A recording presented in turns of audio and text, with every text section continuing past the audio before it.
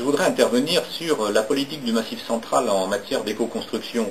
Tout d'abord, quels sont les enjeux de l'éco-construction au sein du Massif en termes d'aménagement du territoire?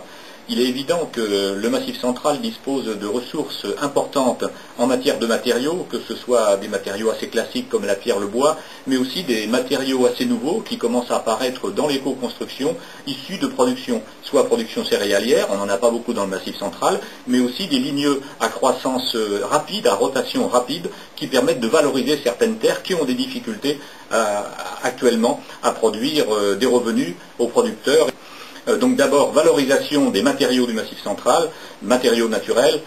Ensuite, les problèmes énergétiques. Évidemment, on doit maîtriser la consommation d'énergie et en particulier en milieu rural. Il faut savoir que l'augmentation du coût du pétrole a un impact en milieu de montagne 4 fois supérieur à un milieu classique urbain, parce que les déplacements sont beaucoup plus importants, mais aussi l'échauffage compte tenu de l'altitude demande aussi de l'énergie de façon beaucoup plus importante. Ensuite, d'une façon générale, sur l'économie du massif, il faut savoir que nous avons un potentiel en matière de savoir-faire au sein du Massif central.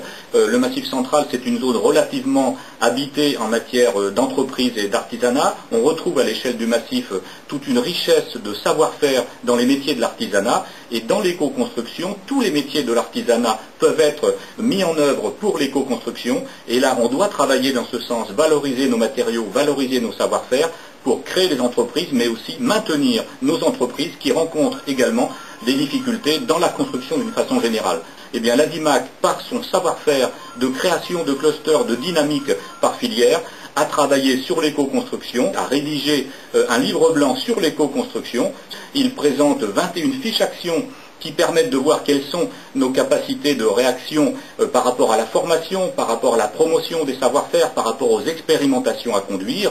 Mais pour mettre en œuvre maintenant ces 21 fiches, 21 possibilités d'action, il faut un comité de pilotage qui a été mis en place avec l'ensemble des filières qui représentent l'éco-construction à l'échelle du Massif central, et nous sommes au début de la valorisation de cet important travail donc de l'éco-construction via l'ADIMAC.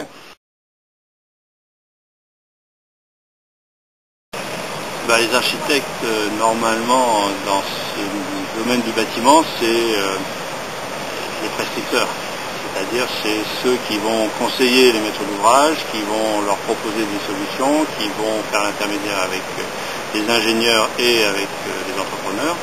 Donc, c'est a priori sur ce maillon-là qu'il faut avoir le plus de personnes convaincues. Alors, effectivement, au niveau des écoles, on a de plus en plus d'inscrits qui nous sollicitent, qui sont très dynamiques et qui s'investissent dans les questions, on va dire, d'empreinte écologique de l'ensemble de la filière bâtiment. C'est aussi vrai au niveau de la formation continue, puisque les stages qui sont organisés sont toujours pleins. On est plutôt en difficulté de fournir assez de formation.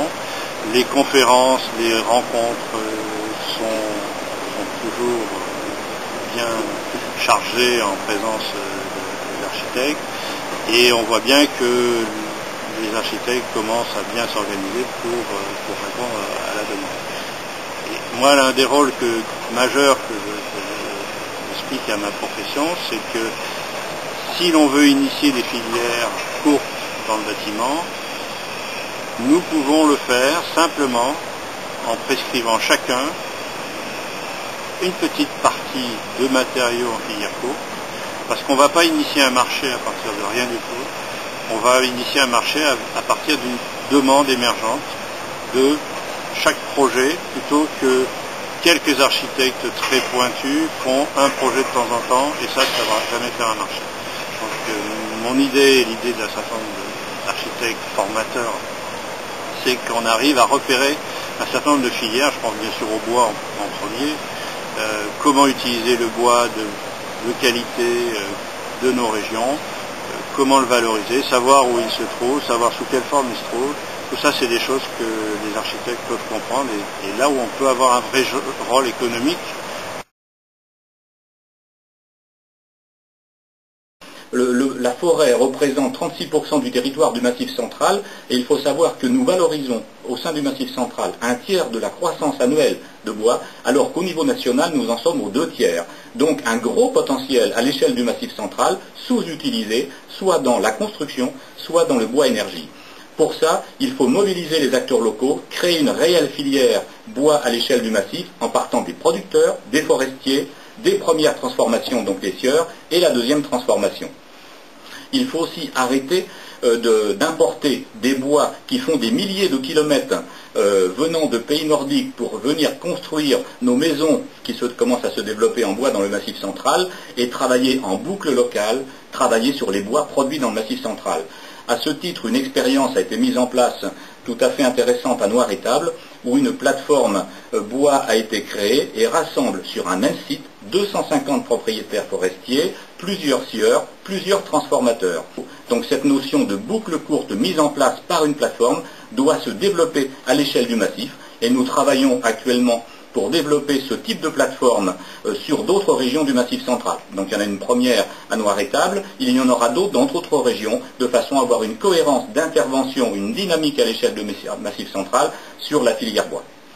On a pour projet d'industrialiser et de moderniser la filière au croisement filière et territoire. Et au-delà d'avoir un outil de production, d'achat, de séchage, transformation et revente du bois, on a aussi un centre d'appui à l'industrialisation de cette filière, et ce à l'angle Massif central, à l'angle beaucoup plus large, où on a aussi un rôle d'accompagnement des expériences qui émergent sur différents territoires du Massif central. Il est sur un marché qui aujourd'hui était à l'importation, donc on est là pour apporter un nouveau marché aux scieurs du Haut-Forez et aux scieurs plus généralement du Massif central. On transforme ce bois, on achète ce bois à ces scieurs-là, on le transforme, on lui apporte de la valeur ajoutée et on le revend à des seconds transformateurs qui jusqu'à présent importaient d'Allemagne, de Russie, de Scandinavie, de Suède ou de Finlande, etc. L'objectif du pôle bois du Haut-Forez, c'est de maintenir et créer de l'emploi sur les territoires ruraux du Massif central, c'est de créer de la valeur ajoutée sur ces territoires-là et de développer le schéma d'industrialisation de cette filière. Si on voulait résumer très rapidement le pôle bois du Haut-Forez et ce qu'il y aurait à faire sur les autres territoires, c'est simplement de la création de liens entre les acteurs.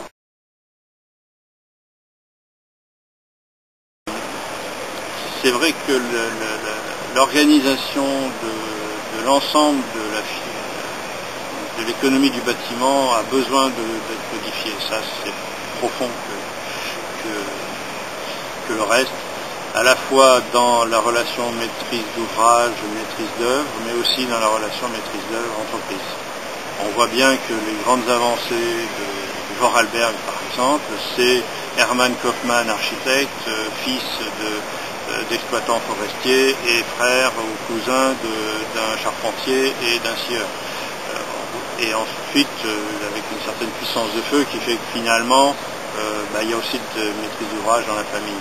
Ce qui veut dire simplement qu'il faut arriver à faire le lien entre tout cela et que nos systèmes de commande, en particulier la commande publique, empêchent la relation de l'ingénierie avec l'entreprise. Ça, pour moi, c'est un gros problème parce que l'entrepreneur sait comment optimiser ses tâches et d'une meilleure façon que l'ingénieur et que l'architecte.